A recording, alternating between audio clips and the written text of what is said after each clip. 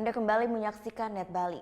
Korban ledakan kapal cepat Gili Ketu bertambah menjadi 2 orang setelah Catherine Zeveret, wisatawan asal Austria menghembuskan napas terakhirnya di Rumah Sakit Kasih Ibu Sabah Gianyar.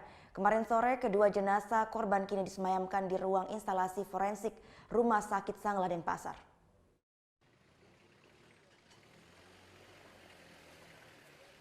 Sekitar pukul 18 WITA, jenazah Catherine Zeveret, korban ledakan kapal cepat Gili Ketu, tiba di ruang instalasi forensik Rumah Sakit Sanglah Denpasar.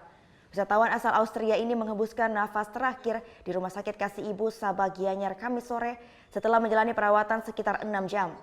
Wanita berusia 28 tahun ini mengalami cedera kepala berat serta patah kaki bagian kiri.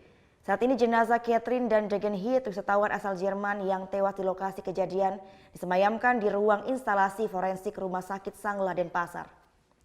Kamis pagi, mesin kapal cepat Gili Ketu meledak setelah berangkat dari dermaga rakyat Padang Bay menuju Gili Trawangan, Lombok.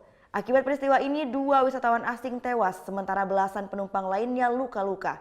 Dari 35 penumpang yang berada dalam kapal, sebagian besar wisatawan asal Eropa.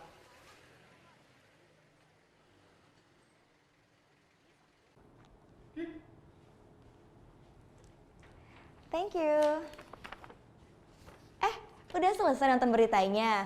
Jangan pergi dulu dong. Subscribe dulu dan nonton tayangan lainnya di sini. Subscribe, nonton lagi.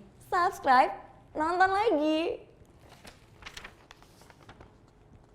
Kak.